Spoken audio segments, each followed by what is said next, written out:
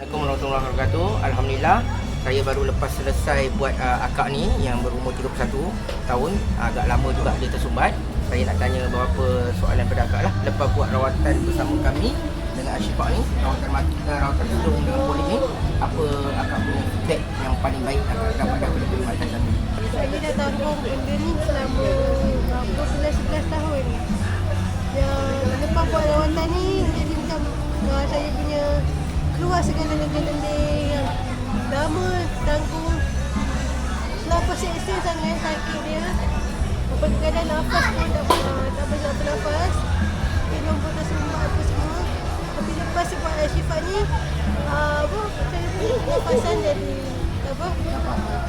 Daripada saya punya kepala pun ringan. Sangka tak keluar orang macam tadi betul macam daging yang kita sangat-sangat puas hati lah. untuk orang ramai lah.